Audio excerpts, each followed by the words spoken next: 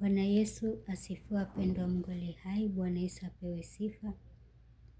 Namshukuru Mungu kwa ajili yenu. Namshukuru Mungu amenipa nafasi hii siku ya leo, nimepata kibali kutoka kwa Mungu. Tunaenda kujifundisha neno la Mungu na tuombe. Baba yetu uliye mbinguni, jina lako litukuzwe, ufalme wako uje, mapenzi yakatimie hapa duniani kama huko mbinguni. Tupe leo riziki yetu, samehe wadeni wetu kama sisi nasi tuwasamehe wadeni wetu, usitutie majaribuni, lakini utuokoe na yule mwovu, kwa kuwa ufalme ni wako na nguvu na utukufu hata milele. Amina. Baba, wewe ni Mungu mwenye nguvu, Mungu mwenye mamlaka. Asante Bwana kwa matendo makubwa ambayo umetenda katika maisha yetu. Asante Bwana kwa kutengeneza muda huu wa leo Bwana, ili ukaweze kusemezana na mioyo yetu, ukasemezane na watu wako Baba, ukasemezane na kanisa lako, ukasemezane na wateule wako Bwana. Nanyenyekea chini ya miguu yako nikiomba toba na msamaha Bwana, ukanisamehe, nioshe, nitakase kwa damu yako. Ninatubu Baba, ukatusamehe, tutakase Bwana. Na kualika Roho Mtakatifu, karibu Bwana kwa ajili ya neno hili. Karibu Roho Mtakatifu, nitumie jinsi upendavyo. Nipe ufahamu Bwana, nieleweshe, tufundishe Mungu wangu. Nitumie jinsi upendavyo Baba. Pingamizi ondoa, vizuizi ondoa, maroho kuchanganyikiwa ikapate kushindwa. Tayari kinywa changu, tayari ulimi wangu. Wote ambao wanaenda kusikiliza ujumbe huu, Roho Mtakatifu ikaingie ndani yao Baba, ukawapatie ufunuo zaidi, ukawaeleweshe. Asante Mungu wangu, umetenda. Katika jina la Yesu Kristo tumeomba tukiamini, amina. Bwana Yesu apewe sifa. Wapendwa Mungu aliye hai, ujumbe inasema kwamba je, unafahamu madhabahu? Tutasoma kitabu cha Kumbukumbu la Torati mlango wa 12 mstari wa 3 hadi wa 7. Tutasoma, inasema, nanyi zivunjeni madhabahu zao, zibomoeni nguzo zao, na maashera yao yateketezeni kwa moto, na sanamu za kuchonga za miungu yao zikateni, na jina lao lifutilieni mbali na mahali hapo. Mstari wa 4, wala msimfanyie hivyo Bwana Mungu wenu. 5, lakini mahali atakapochagua Bwana Mungu wenu katika kabila zenu zote, apaweke jina lake, maana ni makao yake, elekezeni nyuso zenu hapo, nawe uende huko. 6, pelekeni huko sadaka zenu za kuteketezwa na dhabihu zenu na zaka zenu na sadaka za kuinuliwa ya mikono yenu na nadhiri zenu na sadaka zenu za hiari na wazaliwa wa kwanza wa makundi yenu ya ng'ombe na ya kondoo. Mstari wa 7, na huko mtakula mbele za Bwana Mungu wenu, nanyi furahini katika yote mtakayotia mikono yenu, nyinyi na wa nyumbani mwenu, aliyokubarikia Bwana Mungu wako. Bwana Yesu apewe sifa. Ujumbe nasema, je, unafahamu madhabahu? Madhabahu ni sehemu ambao watu wanaenda wanamuinulia Mungu madhabahu, wanaenda wanamtolea sadaka, dhabihu, na wanamwabudu Mungu mahali pale, na Mungu anajibu. Bwana Yesu apewe sifa. Sasa kama Mkristo unapookoka, Mungu anaingia ndani yako, anakaa ndani yako, maana maandiko inatuambia kwamba miili yetu ni hekalu la Mungu takatifu. Bwana Yesu apewe sifa. Ndiposa sasa siku ya leo Mungu anatuagiza, anatuambia tuvunje madhabahu. Ni madhabahu gani ambayo Mungu anatuambia tuyavunje? Kwa sababu Wakristo wanapookoka inatupasa tuvunje madhabahu. Hizi ni madhabahu za kifamilia, madhabahu za damu uko na jamii, madhabahu zilizojengwa hapo zamani. Hizo misingi Mungu anataka tuyavunje, na Mungu ametuamrisha. Hiyo ni amri, sio sheria. Amekuamrisha, ni amri uvunje. Unapovunja hiyo miungu ya kigeni, hiyo madhabahu ya kwenu, madhabahu ya kifamilia, unakuwa huru ya kumtukuza Mungu na kumwabudu Mungu. Bwana Yesu apewe sifa. Na Mungu akapatia mwelekezo, akatuambia mahali ameweka jina lake. Mstari wa 5 anasema, lakini mahali atakapochagua, mali amechagua na akaliweka jina lake. Mungu anatuambia tupeleke nyuso zetu hapo, na tupeleke sadaka zetu, dhabihu zetu. Bwana Yesu apewe sifa. Bwana Yesu apewe sifa. Mungu anatuambia tumwabudu Mungu katika njia ya matoleo. Kumtolea Mungu ni ibada. Bwana Yesu apewe sifa. Na inakubalika mbele za Mungu.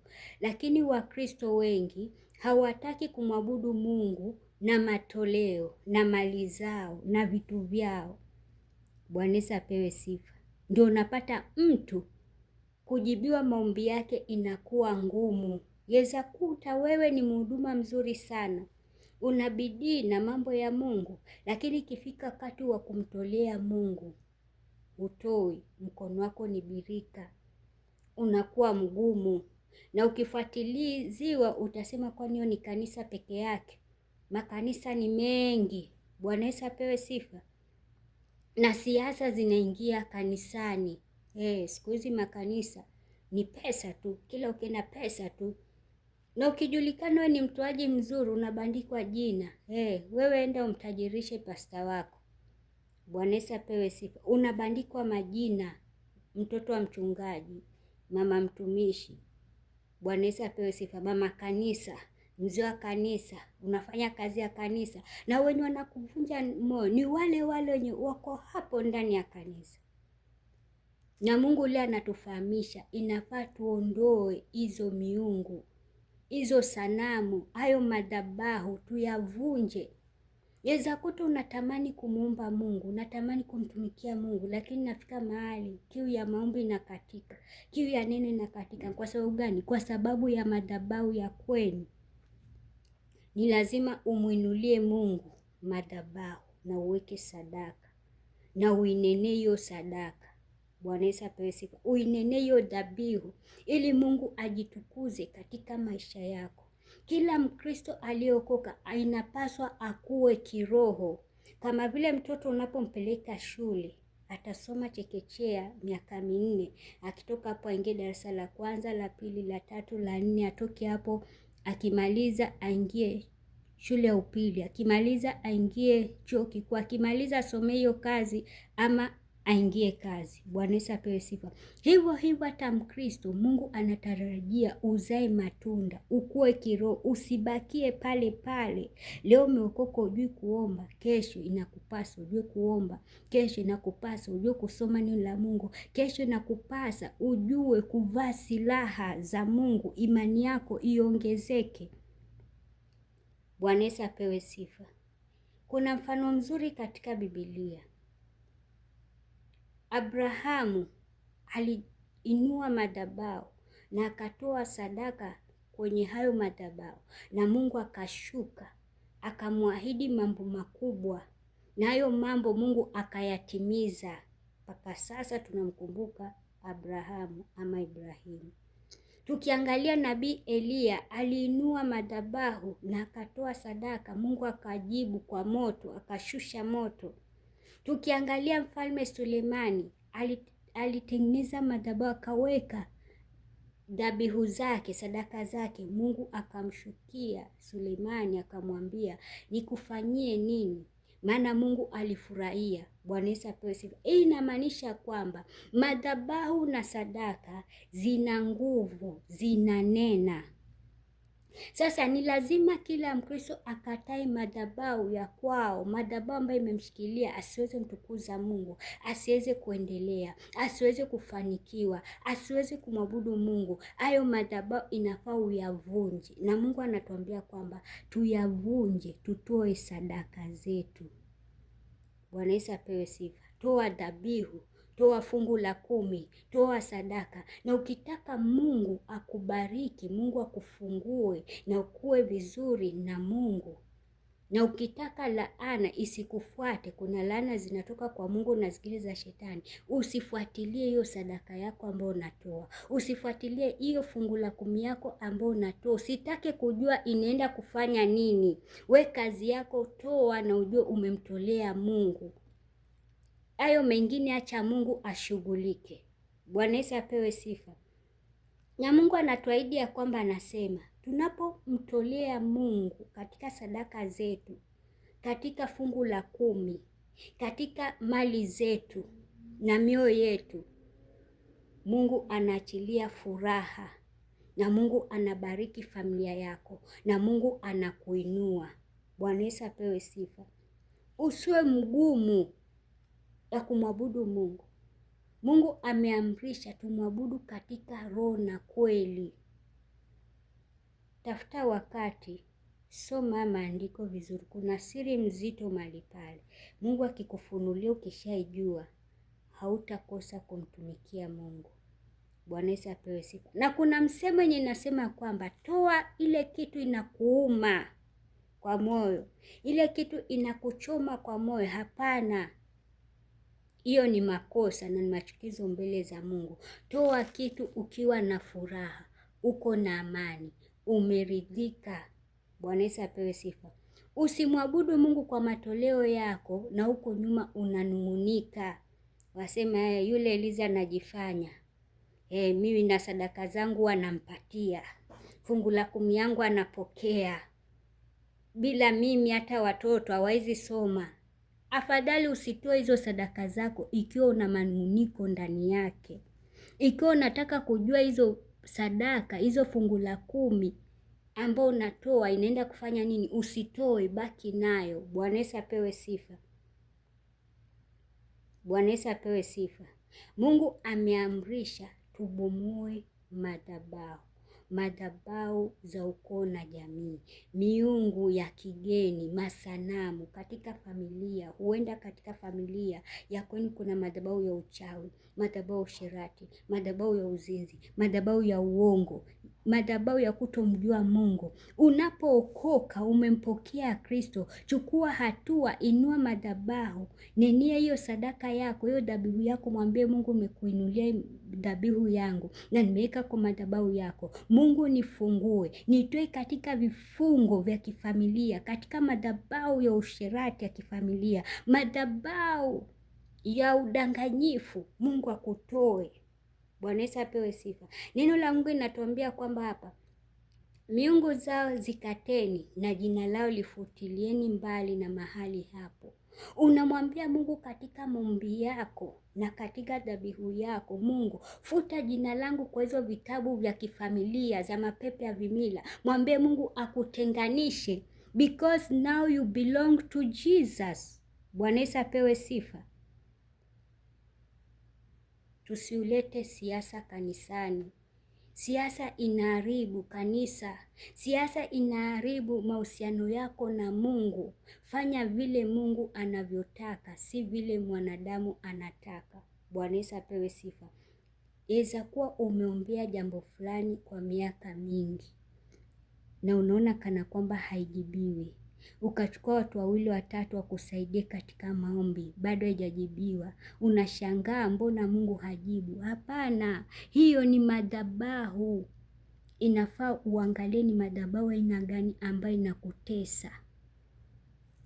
Na hiyo madhabahu ni lazima utoke ndani. Na kutoka ndani ni lazima usonge karibu na Mungu.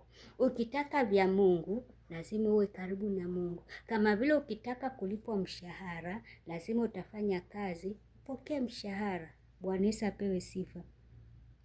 Mkristo ambao umeokoka, usiwe mvivu ya kumtafuta Mungu. Mwabudu Mungu kwa mali yako. Mwabudu Mungu kwa moyo wako, katika roho na kweli.